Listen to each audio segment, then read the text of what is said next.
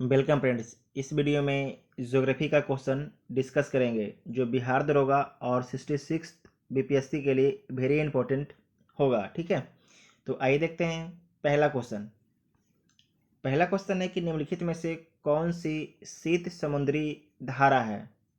तो कौन जो आपके शीत समुद्री जलधारा है, तो हमबोल्ट धारा। तो डी इसका राइट आंसर हो जाएगा। जो हमबोल्ट धारा है, दक्षिण जो अमेरिका है उसके पश्चिमी तट पर जो है हमबोल्ट ठंडी जलधारा बहती है और प्रशांत महासागर में बहती है। ठीक है, ब्राज़ील धारा जो आपके ब्राज़ील के पूर्वी तट पर है, गल्फ स्ट्रीम जो अमेरिका के पूर्वी तट पर है, क्यूरोसियो धारा ये आपके जापान के तट के पास बहती है। ये तीनों आपके गर्म जलधारा है। ठीक है, साथ में आपको याद रखना है यहाँ पर कि उच्च अक्षांश से निम्न अक्षांश की ओर बहने वाली जलधारा ठंडी जलधारा होती है। मतलब जो ध्रुव से भूमध्य रेखा मतलब 0 डिग्री की तरफ बहने वाली जो जलधारा होती है वो क्या होती है, वो ठंडी जलधारा होती है। नेक्स्ट क्वेश्चन है कि न्यूजीलैंड की राजधानी कहाँ है। जो न्यूजीलैंड है उसकी राजधानी कहाँ पर है, तो उसकी राजधानी है वेलिंगटन। तो डी इसका राइट आंसर हो जाएगा। और न्यूजीलैंड की मुद्रा क्या है, तो डॉलर इसकी मुद्रा है। जबकि उसके बाद है हैमिल्टन। हैमिल्टन कहाँ की राजधानी है, तो आपको याद होगा बरमूडा। बरमूडा एक ट्रायंगल भी है, तो बरमूडा की राजधानी कहाँ पर है, हैमिल्टन। और मुद्रा क्या है, डॉलर है। ठीक है, उसके बाद है नाइजीरिया। नाइजीरिया की राजधानी कहाँ पर है, अबूजा। और इसकी मुद्रा क्या है, मुद्रा नैरा। क्या है, मुद्रा नैरा। उसके बाद है बुल्गारिया। बुल्गारिया की राजधानी कहाँ पर है, सोफिया। और इसकी मुद्रा क्या है, लेबा। क्या है, लेबा। ठीक है, नेक्स्ट क्वेश्चन है कि निम्नलिखित में से कौन सुमेलित नहीं है। इसमें से कौन जो आपके है सही सुमेलित नहीं किया गया है। तो श्रीहरिकोटा ये कहाँ पर है, आंध्र प्रदेश में है। सही है, जहाँ पर से हमारे सारे अंतरिक्ष जो उपग्रह छोड़े जाते हैं। ठीक है, अंतरिक्ष में उपग्रह छोड़े जाते हैं, वो कहाँ पर है, श्रीहरिकोटा में ही है। थुम्बा ये कहाँ पर है, ये केरल राज्य में है। उसके बाद हासन ये कहाँ पर है, ये कर्नाटक में है। चांदीपुर तमिलनाडु ये गलत है। जो चांदीपुर है ये कहाँ पर है, चांदीपुर अपना उड़ीसा में। कहाँ पर है, उड़ीसा में, जहाँ पर मिसाइल का टेस्ट वेस्ट किया जाता है। ठीक है, तो डी इसका राइट आंसर हो जाएगा। अगर पूछ देगा कि अब्दुल कलाम द्वीप कहाँ पर है, तो उड़ीसा में है। चिल्का झील कहाँ पर है, तो उड़ीसा में है। ठीक है, इतना आप लोगों को याद रखना है। और साथ में याद रखना है कि हीराकुंड बांध जो है किस राज्य में है, तो उड़ीसा में है। किस नदी पर है, तो महानदी पर हीराकुंड बांध है। नेक्स्ट क्वेश्चन है कि नंदा देवी चोटी स्थित है। जो नंदा देवी चोटी है वो स्थित है कुमाऊं हिमालय का भाग है नंदा देवी चोटी। ठीक है, तो बी इसका राइट आंसर हो जाएगा। यहाँ पर देखिए नंदा देवी चोटी की जो ऊंचाई है 78-17 मीटर है। और पंजाब हिमालय की प्रमुख चोटी कौन है, तो टाटा कूटी और ब्रह्मा सकल। कुमाई हिमालय जो है उत्तराखंड राज्य के अल्मोड़ा, गढ़वाल और नैनीताल जिले में इसका विस्तार है।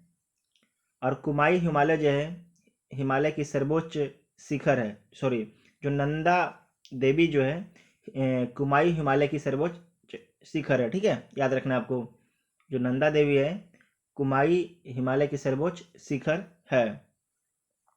अगर पूछेगा कि जो हिमालय की सर्वोच्च चोटी कौन है, तो माउंट एवरेस्ट है। ठीक है, कौन है, माउंट एवरेस्ट। वो किस देश में स्थित है, तो नेपाल में स्थित है। कहाँ स्थित है, नेपाल में जो है माउंट एवरेस्ट स्थित है। उसके बाद है असम हिमालय। जो असम हिमालय है वो तिस्ता तथा दिहांग नदियों के बीच में स्थित है और जिसकी टोटल लंबाई कितनी है, 720 किलोमीटर इसकी लंबाई है। ठीक है, आपको याद रखना ये तिस्ता नदी है, आपका ये सिक्किम है, यहाँ तिस्ता नदी है। उसके बाद ये दिहांग जिसे बोलते हैं ब्रह्मपुत्र नदी है, जो बीच का एरिया है ये कितना है, 720 किलोमीटर। ठीक है, इसे असम हिमालय बोला जाता है। नेक्स्ट क्वेश्चन है कि चंडीगढ़ किस पहाड़ी के नीचे स्थित है। चंडीगढ़, तो चंडीगढ़ जो है आपके मोरनी पहाड़ी के नीचे स्थित है, मोरनी पहाड़ी। ठीक है, तो सी इसका राइट आंसर हो जाएगा। चंडीगढ़ जो आपका है एक क्या है, केंद्र शासित प्रदेश है। तो चंडीगढ़ के बारे में देख लीजिए। चंडीगढ़ जो है मोरनी पहाड़ी के नीचे स्थित है। चंडीगढ़ आधुनिक भारत का प्रथम नियोजित नगर है। चंडीगढ़ में सुखना झील है, याद रखिएगा, वेरी इंपॉर्टेंट है कि सुखना झील कहाँ पर स्थित है, तो चंडीगढ़ में है। और शिवालिक हिमालय की सबसे दक्षिणी श्रेणी कौन है? शिवालिक हिमालय की सबसे दक्षिणी श्रेणी है आपकी है ये मोरनी है, मोरनी पहाड़ी। उसके बाद है शिवालिक को ब्रह्मा हिमालय के नाम से भी जाना जाता है, तो याद रखिएगा शिवालिक को जो है ब्रह्मा हिमालय के नाम से भी जाना जाता है। नेक्स्ट है कि निम्न में से कौन सी नदी हिमालय से नहीं निकलती? जो कौन सी नदी है आपकी हिमालय से नहीं निकलती है, तो ब्यास हिमालय से निकलती है, चिनाब भी हिमालय से निकलती है, और यमुना भी हिमालय से निकलती है, यमुनोत्री से, ठीक है। तो जो नर्मदा नदी है आपकी हिमालय से नहीं निकलती है, तो सी इसका राइट आंसर हो जाएगा। ये नर्मदा निकलती कहाँ से है? अमरकंटक से निकलती है। कहाँ से निकलती है? अमरकंटक मध्य प्रदेश से, ठीक है। और उसके बाद अमरकंटक से एक नदी और निकलती है, उस नदी का नाम है सोन। कौन नदी है? सोन, जो आपके पटना के पास आके गंगा में मिल जाती है। तो बिहार की शोक किस नदी को बोला जाता है? तो बिहार की शोक जो है कोसी को बोला जाता है। किस नदी को बोला जाता है? कोसी नदी को जो है बिहार का शोक बोला जाता है। साथ में आपको याद रखना है जो नर्मदा नदी है ये डेल्टा नहीं बनाती है, क्या बनाती है? एस्चुरी बनाती है। नर्मदा और ताप्ती जो नदी है, नर्मदा और तापी, ठीक है, ताप्ती नदी जो है ये क्या बनाती है? एस्चुरी बनाती है, याद रखिएगा, वेरी इंपॉर्टेंट है। और जाके कहाँ पर गिरती है? तो आपको याद रखना है अरब सागर में दोनों नदियाँ जाके गिरती है, ठीक है। जबकि गंगा जो है वो आपके बंगाल की खाड़ी में जाके गिरती है। चिनाब जो है आपके सिंधु की सहायक नदी है। ब्यास जो है सतलज की सहायक नदी है। नेक्स्ट क्वेश्चन है कि दक्षिण पश्चिम मानसून से वर्षा कहाँ होती है? ये चार ऑप्शन दिया गया है, यहाँ पर बोला गया है कि दक्षिण पश्चिम मानसून से वर्षा कहाँ पर होती है? तो कहाँ पर होती है? लद्दाख में होती है, ठीक है, लद्दाख में होती है। तो बी इसका राइट आंसर हो जाएगा। दक्षिण पश्चिम मानसून से वर्षा लद्दाख में आपकी होती है, यहाँ पर दिया गया है। उसके बाद है भारत का लेह सबसे सूखा स्थल है, ध्यान रखिएगा, जो भारत का लेह है सबसे सूखा स्थल है और शीत स्थल भी है, ठीक है, शीत स्थल भी है। गारो खासी जयंतिया पहाड़ियों क्षेत्र में बंगाल की खाड़ी से आने वाली दक्षिण पश्चिम मानसून काफ़ी अधिक वर्षा लाती है। जो आपकी गारो खासी जयंतिया ये किस राज्य में है? ये मेघालय राज्य में है। और जो गारो खासी जयंतिया है उसी के आसपास में है चेरापूंजी। जो खासी और जयंतिया है इसी के शायद बीच में है चेरापूंजी। यहाँ पर जो है दुनिया में सबसे अधिक वर्षा होती है, कहाँ पर? चेरापूंजी में। साथ में आपको याद रखना है कि भारत में लगभग 80% वर्षा जो है दक्षिण पश्चिम मानसून से होता है। दक्षिण पश्चिम मानसून से भारत में 80% वर्षा हो जाती है। दक्षिण पश्चिम मानसून द्वारा लाए गए कुल आर्द्रता का 65% भाग जो है अरब सागर से आता है, ठीक है। जैसे भारत है तो जब भारत में मानसून आती है तो दो धड़े में आती है, एक चली जाती है अरब सागर से, एक आपके बंगाल की खाड़ी से। तो सबसे अधिक जो वर्षा होता है ये 65% ये जो अरब सागर का धरा है यहाँ से होता है, ठीक है। और उसके बाद बंगाल की खाड़ी से 35% होता है, 35% होता है, ठीक है। अच्छा, लौटती मानसून के कारण किस राज्य में वर्षा होता है? तो आपको याद रखना है तमिलनाडु में जो है लौटती मानसून के कारण वर्षा होता है। और जब मानसून जो है जब भारत में एंट्री करता है तो उस समय तमिलनाडु में वर्षा नहीं होता है। नेक्स्ट क्वेश्चन है कि निम्न में से कौन सुमलित नहीं है? इसमें से कौन जो आपका है सुमलित नहीं है? तो देख लीजिए, जो बांस है असम में ये सही है। चंदन जो है जम्मू कश्मीर में ये गलत है। जो चंदन आपका है कहाँ पर है? कर्नाटक में। कहाँ पर है? कर्नाटक में। रोजवुड केरल में ये सही है। देवदार हिमाचल प्रदेश ये भी सही है। तो इसमें कौन सही सुमलित नहीं है? चंदन जो है कर्नाटक में मिलता है, तो बी इसका राइट आंसर हो जाएगा। नेक्स्ट क्वेश्चन है कि 200 सेंटीमीटर की वार्षिक वर्षा और 25 डिग्री सेल्सियस का तापमान कौन सी फसल के लिए आदर्श है? मतलब 200 सेंटीमीटर वर्षा और 25 डिग्री सेल्सियस तापमान किस फसल के लिए जरूरी है या आदर्श है? तो आपको याद रखना है चावल के लिए। किसके लिए? चावल के लिए। तो ए इसका राइट आंसर हो जाएगा। और साथ में याद भी रखना है कि चावल के उत्पादन में जो है दुनिया में पहला स्थान किस देश का है? तो चीन का है। और दूसरा स्थान किस देश का है? तो अपना देश भारत का है।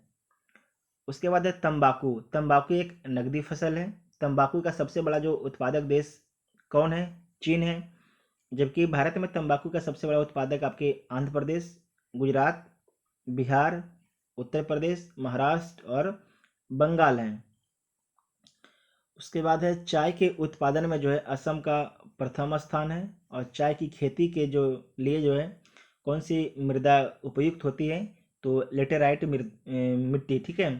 लेटेराइट मिट्टी जो है चाय की खेती के लिए सबसे महत्वपूर्ण होती है। नेक्स्ट क्वेश्चन है कि निम्नलिखित में से किस बंदरगाह से कुद्रेमुख लौह अयस्क का निर्यात किया जाता है। तो सबसे पहले पता होना चाहिए कि कुद्रेमुख जो है ये किस राज्य में स्थित है। जो कुद्रेमुख आपके किस राज्य में, कर्नाटक राज्य में स्थित है।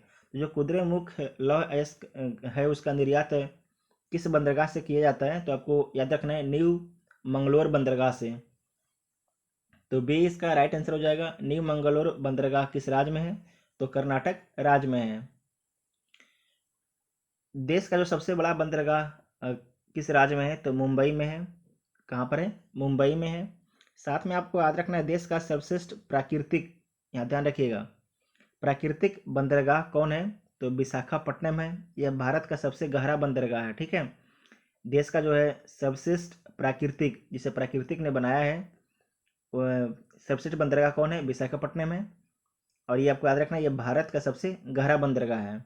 उसके बाद यहाँ पर देख सकते हैं जो कुद्रे मुख से लौह अयस्क का निर्यात, जो अयस्क क्षेत्र है वहाँ से जो अयस्क निकलता है उसका निर्यात कहाँ किया जाता है, तो उसका क्षेत्र ईरान में किया जाता है। और किस बंदरगाह से, न्यू मंगलोर बंदरगाह से।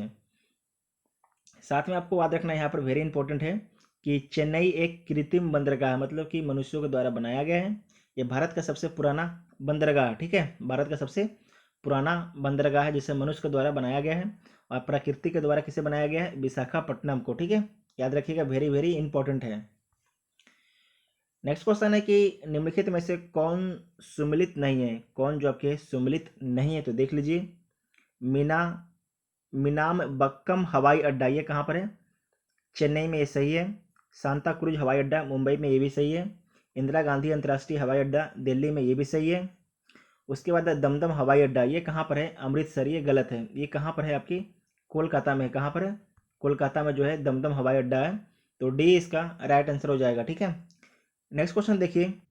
स्वतंत्र भारत में सर्वाधिक 8 बार केंद्रीय बजट प्रस्तुत करने का श्रेय किस व्यक्ति को जाता है, तो जो 8 बार जो है केंद्रीय बजट प्रस्तुत करने का श्रेय जो है मोरारजी देसाई को जाता है, ठीक है।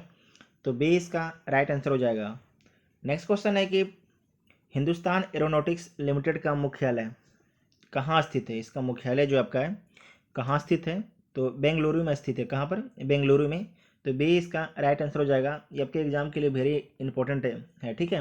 हिंदुस्तान एरोनॉटिक्स लिमिटेड, इसकी स्थापना कब की गई थी, तो 1940 ईस्वी में इसकी स्थापना की गई थी, आज से 81 वर्ष पहले, ठीक है। साथ में आपको याद रखना है कि वर्तमान में इसके चेयरमैन कौन है, तो आर माधवन है। कौन है, आर माधवन वर्तमान में इसके चेयरमैन है। और जो बेंगलुरु है वो किस राज्य में स्थित है, वो कर्नाटक में स्थित है, ठीक है। साथ में आपको याद रखना है कि ये क्या क्या बनाता है, तो आपको याद रखना है ट्रांसपोर्ट एयरक्राफ्ट और फाइटर एयरक्राफ्ट और हेलीकॉप्टर बनाता है, ठीक है। ये तीनों यहाँ पर बनाता है, याद रखिएगा।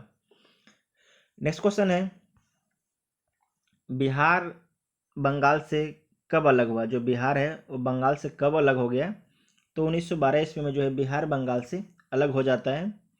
बिहार को बंगाल से अलग करने की घोषणा जो है लॉर्ड हार्डिंग द्वितीय के काल में 12 दिसंबर 1911 ईस्वी को दिल्ली दरबार में ब्रिटेन के राजा जॉर्ज पंचम ने की थी। याद रखिएगा, राजा जो है उस समय कौन थे, ब्रिटेन की जॉर्ज पंचम, उन्होंने ही घोषणा की थी कि जो बिहार है वो बंगाल से अलग हो जाएगा और भारत की राजधानी कहाँ बना दी जाएगी, दिल्ली को बना दी जाएगी। इतना आप लोगों को याद रखना है। साथ में आपको याद रखना है दिल्ली दरबार में कलकत्ता के स्थान पर दिल्ली को राजधानी बना दिया गया, आपको तो ये बता चुके हैं। और इसमें क्या लिखा गया है कि 1911 ईस्वी में दिल्ली दरबार में राजा जॉर्ज पंचम ने बंगाल विभाजन को रद्द करने की घोषणा कर दी थी। जो बंगाल विभाजन 1905 ईस्वी में जो है कर दिया गया था लॉर्ड कर्जन के कार्यकाल में, उससे 1911 ईस्वी में वापस ले लिया गया था, ठीक है। नेक्स्ट क्वेश्चन है कि वह कौन सा स्थान है जिसकी स्थिति तीन समुद्रों के मिलन स्थल पर है, ठीक है।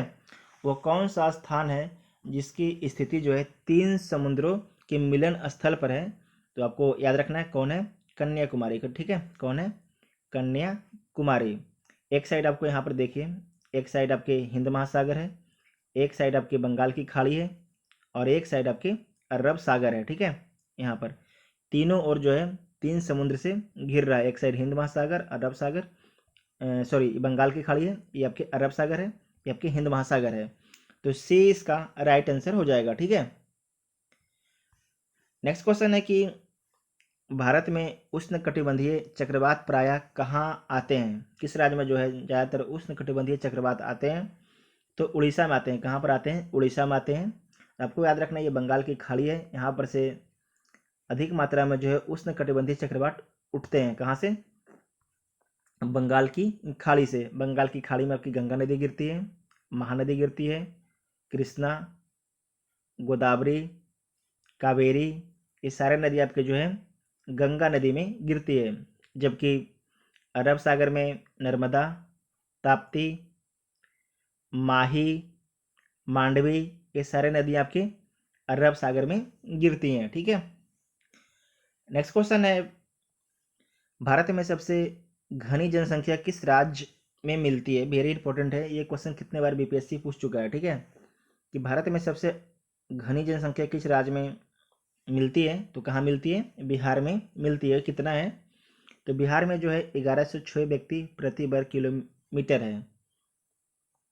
और न्यूनतम जनसंख्या कहाँ पर है? तो अरुणाचल प्रदेश में है, मात्र 17, ठीक है। भारत में सबसे अधिक जनसंख्या किस राज्य में है? तो उत्तर प्रदेश में है। और सबसे कम जनसंख्या किस राज्य में है? तो सिक्किम में है। कहाँ पर है? सिक्किम में। सर्वाधिक लिंगानुपात कहाँ पर है? आपके केरल में है, 1084 है। और सबसे कम लिंगानुपात कहाँ पर है? तो 879, ये कहाँ पर है? हरियाणा में, ठीक है। हरियाणा राज्य में सबसे कम लिंगा अनुपात है, ठीक है। नेक्स्ट क्वेश्चन है कि बेरिंग जल संधि, वेरी इंपॉर्टेंट है, निम्नलिखित में से किन दो देशों के मध्य स्थित है? तो आपको याद रखना है जो बेरिंग जल संधि है वो किन दो देशों के मध्य स्थित है? तो एक साइड आपके अलास्का है, एक किसका पार्ट है? अमेरिका का है। एक साइड आपकी रूस है। तो इसका आंसर देख लीजिए कहाँ पर है, अमेरिका और रूस के मध्य, ठीक है। तो सी इसका राइट आंसर हो जाएगा। ये आपके जो अलास्का है और एक साइड आपके रूस है। तो जो अलास्का है, अलास्का पर किसका अधिकार है? अमेरिका का है। तो सी इसका राइट आंसर हो जाएगा। साथ में आपको याद रखना है कि पाक जल संधि, ठीक है, पाक जल संधि ये आपके भारत और श्रीलंका के मध्य में है। उसके बाद है डेनमार्क जल संधि, वो किसके किसके बीच में स्थित है? डेनमार्क जल संधि तो आइसलैंड और ग्रीनलैंड, आपको याद रखना है आइसलैंड एक कंट्री है। उसके बाद है फ्लोरिडा जल संधि, वो आपके अमेरिका और क्यूबा के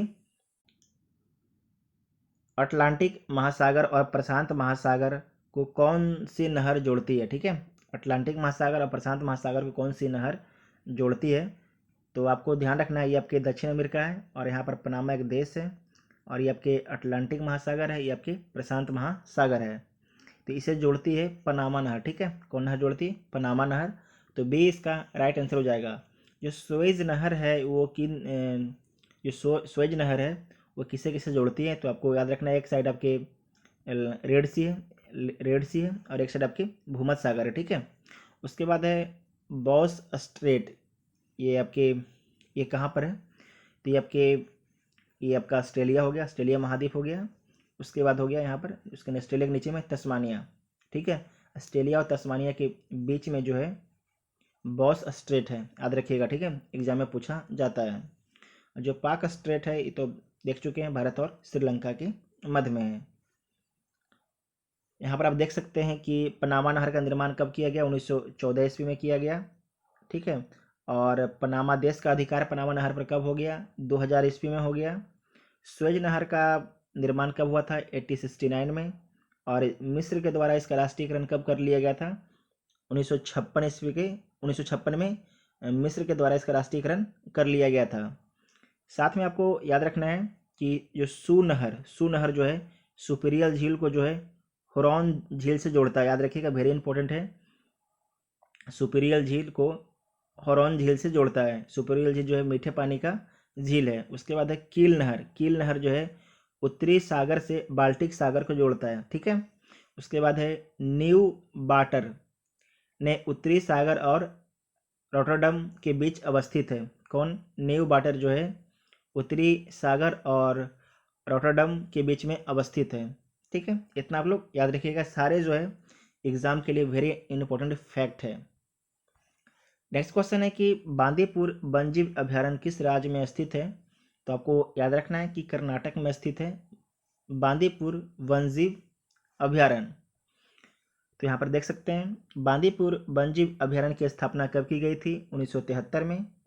जिम कार्बेट राष्ट्रीय उद्यान की स्थापना कब की गई थी? 1936 ईस्वी में। और ये किस राज्य में है?